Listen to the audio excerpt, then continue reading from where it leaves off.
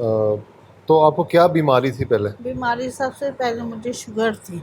अच्छा। शुगर का हमने करवाया इलाज काफ़ी, हॉस्पिटल में जाती रही हूँ। अच्छा। तो वो बीच में गुर्दे का बन गया मेरा। सही। वो फिर वो बाद में हमें पता चला है इनका, डॉक्टर साहब का। फिर हम इधर आए हैं तो इन्होंने फिर किया मेरा पहला, तो बस फिर स्टार्ट हो गया। सही है। शुगर आपको कितना अर्सा रही? शुगर मेरी आ जाती थी 500 600, ज़्यादा थी तकरीबन।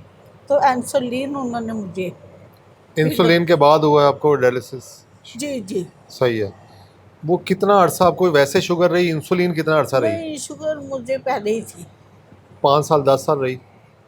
जी 10 साल रही है। हाँ, इतनी तकरीबन रही है। तो उसके बाद इंसुलिन आपको कितना अरसा हुआ लगाते हुए? इंसुलिन तकरीबन 2-3 साल लगाई है मैंने। अच्छा। जी। सही है। फिर वो ठीक हो गई है, या सही पता है। नहीं गुर्दे में चली गई है, क्या नहीं, वो मसला बताते बना हैं, है। डॉक्टर साहब से भी पूछते हैं वो तो। जी। सही है। तो वो फिर उन्होंने कहा नहीं, ये आपको ही होगी। सही है। फिर बस लगवाते रहे। सही है। अब ये है मेरी सांस का मसला, अच्छा। मेरा सांस फूल जाता है। सही है। जी। पहले पाँव भी सूख जाते थे, चेहरा भी, हाथ भी। सही है। अब वो मसला नहीं है, सही है। अब सिर्फ सांस सूखी। तो कितना अरसा से आपका हो रहा है ये डायलिसिस? ये तकरीबन 27-28 हो गए। 27-28 डायलिसिस हो जी। गए? सही है। ये हो गई। सही। वैसे आप मुतमिन हैं अपने डायलिसिस से?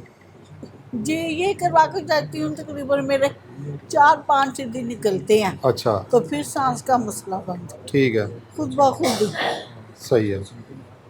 हालांकि परहेज मैं बहुत करती हूँ। सही है। शुगर की अब भी कोई मेडिसिन लेते हैं या क्या उसका? नहीं, अब तो नहीं शुगर है? का मैं कुछ भी नहीं। अब कुछ भी नहीं अब है? मेरी शुगर सही है। सही है। हाँ, 150 आ जाएगी, 140 आ जाएगी। हम्म। फिर इसमें मैं कुछ भी नहीं कर। जी जी। अच्छा, मैं पूछना चाहूँगा कि जैसे ये मरीज़ हैं अब, तो इनका इंसुलिन के बाद इनका डायलिसिस शुरू हुआ, तो क्या ऐसा मरीज़ को करना चाहिए कि वो इंसुलिन पे जाए ना, या इंसुलिन प्रॉब्लम है, या क्या ऐसा प्रॉब्लम है कि वो उसका उसका शुगर कंट्रोल हो जाए? असल में बात ये है कि शुगर को कंट्रोल करना है। बात ये नहीं है कि हम टैबलेट से उसको कंट्रोल करें या उसको हम इंसुलिन से कंट्रोल करें। असल सही। मकसद ये है कि हम डाइट से जो है वो शुगर को कंट्रोल करें। सही। आप अगर जो है ना वो शुगर को कंट्रोल करेंगे, मेडिसिन के साथ शुगर को कंट्रोल करेंगे आप इंसुलिन के साथ, तो उसका एंड रिज़ल्ट जो है वो डायलिसिस है। सही है। उससे आपकी किडनी इफ़ेक्ट होंगे। तो हमें क्या करना है कि हमें शुगर और ब्लड प्रेशर को हमने मेडिसिन से मेंटेन नहीं करना, हमने डाइट से मेंटेन करना है। हाँ, टेम्परेरी हमने मेडिसिन लेनी ज़रूर है ताकि वो उसका लेवल जो है वो हाई ना हो, लेकिन हमने इन द लॉन्ग रन उसको अपने लाइफस्टाइल से, हमने डाइट से उसको मेंटेन करना है। जैसे ये मरीज़ हैं, अगर इनको कोई अच्छा डॉक्टर एडवाइस पहले कर देता इनकी डायबिटीज़ को कंट्रोल कर सकता, तो क्या ये फिर डायलिसिस पे आ सकते थे इंसुलिन? असल में बात ये है कि डॉक्टर जो है, सिर्फ डॉक्टर नहीं, मरीज़ का खुद भी जो है वो कोऑपरेट करना ज़रूरी है। जैसा कि हम देखते हैं, हम पेशेंट को मना करते हैं कि वो रोटी नहीं खानी, तो वो कह रहे हैं रोटी नहीं खाएंगे तो फिर क्या खाएंगे। तो कुछ पेशेंट ऐसे होते हैं वो मान जाते हैं, कुछ ऐसे होते हैं कहते हैं हम तो राइस छोड़ नहीं सकते, चावल नहीं छोड़ सकते। लेकिन आप जो है ना रोटी, चावल और मैदा इसकी बनी हुई चीज़ें और मीठे को नहीं छोड़ेंगे तो फिर जो है वो डायबिटीज़ आपकी रिवर्स नहीं हो सकती।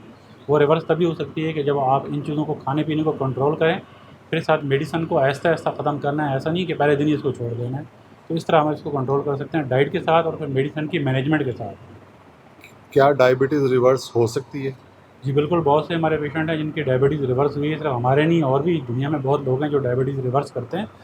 लेकिन उसमें पेशेंट के, डॉक्टर के साथ पेशेंट का भी जो है ना कोऑपरेशन बहुत ज़रूरी है कि पेशेंट जो डॉक्टर की बताई जो डाइट है उसको फॉलो करे, और जो डोज़ एडमिनिस्ट्रेशन है वो डॉक्टर की मर्ज़ी के साथ उसको मैनेज करें। डेली बेसिस पे डॉक्टर को जो है अपनी प्री पोस्ट जो है वो शुगर का बताए, ताकि डॉक्टर मैनेज करे कि इसमें इंसुलिन कितनी लगानी है या टैबलेट कितनी लेनी है। जब तक आप डॉक्टर से कोऑर्डिनेशन में नहीं रहेंगे, अपनी मर्ज़ी से करेंगे, तो ये आप ऐसे मैनेज कर नहीं पाएंगे। डॉक्टर जो मरीज़ है उसको इस कंडीशन से पहले, इस कंडीशन, खुदा ना खास्ता कोई भी पहुंचे, तो इस कंडीशन से पहुंचने से पहले क्या मेजरमेंट्स क्या लेने पड़ेंगे उन्हें? असल में जिन लोगों में फैमिली में जो है नेफ्रोलॉजी की हिस्ट्री होती है, या वो पेशेंट जो डायबिटीज़ या हाइपरटेंशन के पेशेंट होते हैं, उनको लाजमी RFT एक टेस्ट होता है, रेनल फंक्शन टेस्ट, वो लाजमी करवाना चाहिए ताकि पता चले कि जो किडनी है वो कितने % वर्क कर रहे हैं, कि उनका क्रेटिनिन यूरिया तो नहीं बढ़ रहा। जैसे आपने देखा कि ये पेशेंट है, तो ये बता रही हैं कि इनको सांस फूल रही है। तो ऐसे पेशेंट में क्या होता है कि लंग्स में पानी आना शुरू हो जाता है, जिसकी वजह से उनको सांस लेने में दिक्कत महसूस होती है। सही। डायबिटीज़ वालों को आप क्या रिकमेंड करेंगे उनको कि वो अपना रिवर्स करने के लिए, जो घरों में बैठे हैं ज़ाहिर है वो तो नहीं आप डायरेक्टली कांटेक्ट कर सकते, तो क्या वो पहला करें कि वो उनको अपनी डायबिटीज़ रिवर्स कर लेनी चाहिए?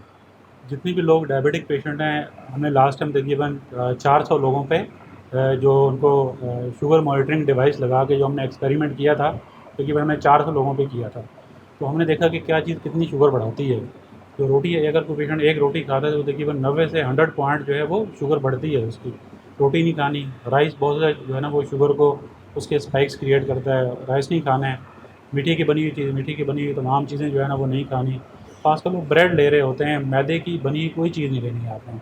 तो इसका जो है ना एक जनरल फार्मूला हमने बार-बार बताया हुआ है कि 70% जो है इसमें आपने फ़ैट लेने हैं, 20% जो है वो आपने जो है वो 20 से 25% जो है ना आपने इसमें प्रोटीन लेनी है, और 5% जो है या 15% जो है ना आपने इसका एक फार्मूला बना के आपने कार्बोहाइड्रेट लेने हैं, वो भी जो लो कार्ब जो वेजिटेबल है उनके साथ। तो एक जनरल एक फार्मूला हमने बताया हुआ, आप नेट से चेक कर लें कि किसमें कार्बोहाइड्रेट का इंडेक्स कितना है और किस में जो है वो प्रोटीन का इंडेक्स कितना है, किसके अंदर जो है वो शुगर का इंडेक्स या ग्लूकोज का इंडेक्स कितना है। तो उसको मैनेज करके आप ये अपनी डाइट मेंटेन कर सकते हैं। लेकिन जो सबसे अहम बात है कि रोटी, चावल, मीठा और जो मैदे की बनी हुई चीज़ें हैं वो हमें बिल्कुल नहीं देनी है। सही है। रोटी तो लोग छोड़ने को तैयार नहीं है। बार-बार यही सवाल आ रहा है कि रोटी नहीं छोड़नी, तो रोटी अगर नहीं छोड़ेंगे तो फिर ये बंदा कैसे उसमें डायबिटीज़ में कैसे सही होगा? देखिए रोटी बिल्कुल क्योंकि ये हमारी एक हमारी सकाफ़त है, ये हमारा लाइफ़स्टाइल है कि हम रोटी के बगैर समझते हैं कि हमारा खाना मुकम्मल नहीं है। और दूसरा ये है कि कार्बोहाइड्रेट जो है उसकी एडिक्शन होती है, और जिस तरह बाकी सिगरेट, चाय, गुटखा, पान और बाकी नशे छोड़ना जो है वो ज़रा मुश्किल होता है, तो बिल्कुल वैसा ही जो है कार्बोहाइड्रेट का जो उसकी एडिक्शन है उसको भी छोड़ना मुश्किल है। लेकिन देखिए फिर एंड रिज़ल्ट ये है कि बजाय कि आप हफ़्ते में 2 या 3 दफ़ा आप डायलिसिस करवाएँ और 3 साढ़े 3-4 घंटे डायलिसिस मशीन के सामने लेटें, तो उससे बेहतर ये है कि ये आपने सारी ज़िंदगी जो है ना वो रोटी नहीं छोड़नी। ये 3 से 6 महीने जो है ना आपने छोड़नी है रोटी। जब आपकी शुगर जो है वो मेंटेन होना शुरू हो जाए तो फिर आप थोड़ी मिकदार में इसको खा सकते हैं, कुछ वर्कआउट करके, कुछ एक्सरसाइज करके, कुछ वॉक करके। सही, बहुत शुक्रिया। फिर भी सवाल मैं करता हूँ, ज़रा मैं लैब अटेंडेंट जो आपके हैं इनसे मैं कुछ सवाल करना चाहता जी, हूँ। ये हमारे जो है ना वो हेड टेक्नीशियन है अच्छा, डायलिसिस। अस्सलाम। तो सर आपके पास किस तरह के लोग ज़्यादा डायलिसिस के लिए आ रहे होते हैं? ज़्यादातर पेशेंट जो आ रहे हैं अभी, क्योंकि हाइपरटेंशन और डायबिटीज़ के पेशेंट ज़्यादा आ रहे हैं।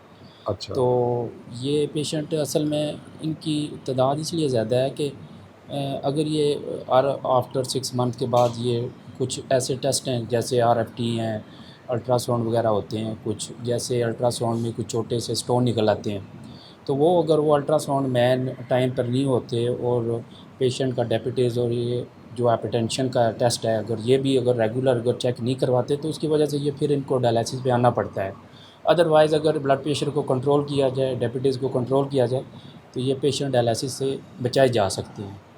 तो ज़्यादातर पेशेंट जो हैं वो इसी वजह से आ रहे हैं हमारे पास, डायबिटीज़ और शुगर के ज़्यादा जो परसेंटेज है इसी वजह से आ रहे हैं। सही। आपके पास जो पेशेंट वैसे एक नंबर पहले बड़ा होता है, डायबिटीज़ ज़्यादा है या जो ब्लड प्रेशर वाले हैं वो ज़्यादा है? इसमें हाइपरटेंशन आप ये कह सकते हैं, बीपी वाले वो थोड़ी ज़्यादा सी है। जी उनकी जो है परसेंटेज थोड़ी ज़्यादा है। वो किडनी तो फ़ौरन इफ़ेक्ट वो करती है उसको। अफेक्ट करती है, क्योंकि आपका बीपी शूट हुआ तो वो डायरेक्ट आपकी किडनी फेलियर की तरफ चले जाते हैं। सही। और तो डायबिटीज़ और उसके बाद? अमूमन हम ये करते हैं कि अगर हमें हेडेक होती है, सर में दर्द होता है या कभी कभार हमारी नींद पूरी नहीं होती, तो हम बगैर ब्लड प्रेशर चेक किए हुए पैनाडॉल की टैबलेट या कोई ऐसी टैबलेट ले लेते हैं जिसकी वजह से वो नुकसानदेह भी है। तो अगर आप पैनाडॉल टैबलेट लेने से पहले बीपी चेक करवा लें, ये ना हो कि बीपी ज़्यादा हो और आप पैनाडॉल तो वक्ती तो आपको रिलीफ मिलेगा, लेकिन वो आपकी किडनी पे इफ़ेक्ट कर सकता है। तो अगर ब्लड प्रेशर ज़्यादा है तो आप ज़रूर अपने जो कंसल्टेंट डॉक्टर हैं उनसे रिव्यू करें और मेडिसिन जो प्रॉपर हाइपरटेंशन की वो शुरू करवाएं, बजाय कि हम अपने तरीके से एडवाइस करें कि जी पैनाडॉल ले लें, सर ठीक हो जाएगा, दर्द ठीक हो जाएगा, आपकी नींद बेहतर हो जाएगी। तो वो भी पेशेंट ज़्यादातर इग्नोर करते हैं और 6 महीने 3 महीने जो है उसी में रहते हैं कि जी बस गोली ले ली है तो उससे फ़र्क पड़ गया। अमूमन जो है वो ब्लड प्रेशर का भी मसला होता है और ज़्यादा होने से आप मेडिसन भी अगर पेन किलर भी थोड़ी सी ज़्यादा ले लेते हैं तो वो भी आपकी इफ़ेक्ट किडनी पे ही करेंगी। ज़ाहिर है आपका एक एक्सपीरियंस है यहाँ काम करने का, या आप देख रहे होंगे मरीज़ों को या जी। उनकी हरकत, उनकी आदत, उनकी चीज़ें आपके पास सारी रिपोर्ट्स जी, होती जी। होंगी। तो आप क्या ऐसी एक चीज़ एडवाइस करते हैं लोगों को कि वो यहाँ तक ना पहुँचे? असल में मैंने अभी पहले ही कहा है कि अगर इन चीज़ों से पेशेंट को बचना है तो सबसे पहले आफ्टर 6 मंथ के बाद टेस्ट वगैरह करवाएं। उसकी वजह ये है कि अगर टेस्ट रेगुलर होंगे और उसमें अगर हमें डॉक्टर को जो नेफ्रोलॉजिस्ट हैं वो अगर उसी टाइम इसको डायग्नोज़ कर लेगा तो वो डायलिसिस से पेशेंट को बचाया जा सकता है। कि वो अगर टेस्ट हम नहीं करवाते हैं और हम इग्नोर करते हैं और पेशेंट को भी इग्नोर ही वो भी कोशिश करते हैं कि ज़्यादातर जो है वो गाड़ी में कुछ ना कुछ पैनाडॉल कोई ऐसी टैबलेट खाएं और बेहतर हो जाएं। तो अगर वो टेस्ट नहीं करवाते तो फिर वो आएंगे डायलिसिस पे ही आएंगे। अगर वो टेस्ट करवा लेते हैं अपने ब्लड प्रेशर शुगर रेगुलर चीज़ें चेक हो जाती हैं तो पेशेंट बचाया जा सकता है डायलिसिस पे डायलिसिस से। आएगा ही नहीं है लेकिन। आएगा नहीं इंशाल्लाह। तो कम से कम डायलिसिस आपने कितना देखा लोगों का, और मैक्सिमम लोग कितना अर्सा तक करवा सकते हैं डायलिसिस? देखें ऐसे पेशेंट हैं जो मुझे यहाँ पे तकरीबन डॉक्टर साहब के पास तकरीबन 8 साल हो गए हैं। बेसिकली मुझे 16-17 ईयर्स हो गए हैं। अच्छा, तो अच्छा। ऐसे पेशेंट बहुत से देखे हैं कि जिसकी वजह से जो है वो बेचारे ट्वाइस ए वीक और थ्राइस वीक पे चले जाते हैं। सही। क्योंकि उसकी वजह ये है कि वो अगर डायलिसिस क्योंकि वो अगर थोड़ा सा डिले करते हैं तो जिस्म के दूसरे ऑर्गन जो हैं वो भी इनके डैमेज हो जाएंगे। तो ऐसे पेशेंट ज़रूर मेरे पास हैं। एक पेशेंट है मेरा रावलपिंडी का है, तकरीबन कुछ 18 साल से CMH का है, डायलिसिस करवा रहा है और माशाल्लाह थ्राइस ए वीक करवा रहा है। अच्छा। और बाइक पे खुद आता है और खुद जाता है और माशाल्लाह उसने अपने आप को ऐसे मेंटेन किया हुआ है कि जैसे वो पेशेंट ही नहीं है। तो वो अगर टाइम से अगर डिसाइड किया जाए कि डायलिसिस पे जाना है तो पेशेंट जो है एक लॉन्ग टाइम जो है वो डायलिसिस पे रहता है। तो डायलिसिस पे ही मेंटेन रखने के लिए मरीज़ को क्या करना पड़ेगा? उसमें अपने नेफ्रोलॉजिस्ट को जो है वो साथ में टच रखना पड़ेगा सही। और मंथली जो है उसको चेक करवाना चाहिए। और प्रॉपर क्योंकि आपके RFT के अलावा आपके कैल्शियम है, आपके इलेक्ट्रोलाइट्स हैं, इन चीज़ों को बैलेंस करना, डाइट को कंट्रोल करना, ये चीज़ें जो हैं ये मैनेज करना। और पेशेंट लॉन्ग टाइम पे डायलिसिस पे रहता है अगर वो नेफ्रोलॉजिस्ट को साथ टच रखता है तो।